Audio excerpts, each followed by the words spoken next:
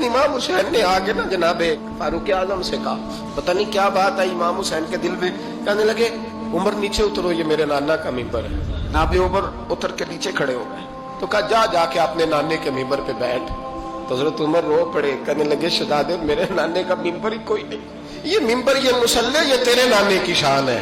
تھوڑی دیر کھڑے رہے تو امام حسین کہنے لگے اچھا کوئی نہیں آپ کے نانے کا ممبر کا نہیں، کہا چلو پھر میرے نانے کے ممبر پہ بیٹھ جاؤ۔ جب حضرت عمر بیٹھے تو بڑا شاندار جملہ کہا، فرمانے لگے میں ممبر پر مرضی سے نہیں بیٹھا تھا، مجھے ابو بکر نے بٹھایا تھا، اور پھر حسین کے کہنے پہ میں اترا ہوں،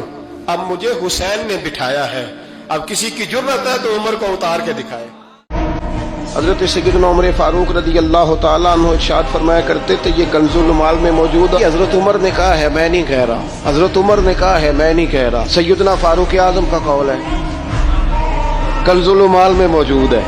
میں حوالہ دکھا سکتا ہوں پر میں نہیں کہہ رہا، پھر کہہ رہا ہوں، انہی کی محفل سوارتا ہوں، چراغ میرا ہے رات ان کی، انہی کے مطلب کی کہہ رہا ہوں، بس یہ زبان میری ہے باقی بات ان کی، انہی کی محفل سوارتا ہوں، چراغ میرا ہے رات ان کی، انہی کے مطلب کی کہہ رہا ہوں، زبان میری ہے بات۔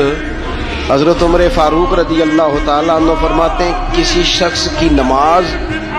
اور کسی شخص کا روزہ تمہیں دھوکے میں نہ ڈال دے۔ ہاں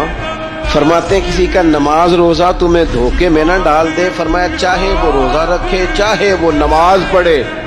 جب تک وہ امانت دار نہیں اس کا کوئی دین نہیں۔ فرمانے لگے پڑھ نماز جتنی مرضی، رکھ روزے جتنے مرضی،